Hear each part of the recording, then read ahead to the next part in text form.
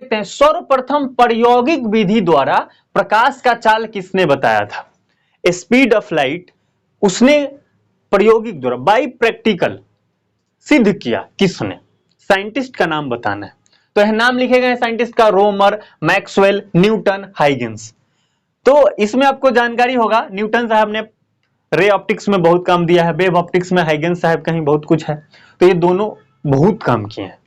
पर speed of light जो है वो ये दोनों नहीं निकालकर इनसे पहले क्लासिकल चीजों में बहुत पहले ही रोमर साहब ने निकाला था। तो इसको आपको ध्यान रखना है, प्रायोगिक विधि द्वारा यानी बाई प्रैक्टिकल। इन्होंने निकाला कैसे था? निकाला ऐसे था, उन्होंने एक दूसरे चोटी लिया माउंटेन, फिर दूसरा माउंटेन लिया, वहां पे उन्होंने मिरर लगाया, अलग अलग टाइप के मिरर लगाए, यहां मिरर लगाया, यहां मिरर लगाए, ऐसे बहुत सारे टाइप के मिरर लगाए और प्रकाश को यहां से भेजा, फिर यहां से रिफ्लेक्ट करा दिया, फिर यहां से भेजा, फिर रिफ्लेक्ट करा दिया और बहुत बार रिफ्लेक्शन कराकर उन्होंने टाइम कैलकुलेट किया। यहां से प्रकाश चला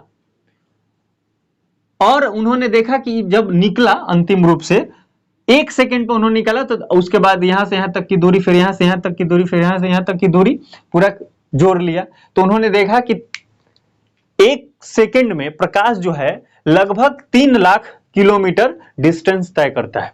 ये जो 3 × 10⁸ मीटर है ना, एक्चुअल में इतना नहीं होता, इससे कम होता है, 2 है ना 299 आता है, लेकिन कैलकुलेशन को आसान बनाने के लिए हम ऐसे 3 × 10⁸ लिखते हैं। तो ध्यान रखना है कि क्या प्रकाश का चाल इससे कम होता है? थोड़ा सा कम होता है। ये प्रायोगिक विधि द्वारा था। अगला क्वेश्चन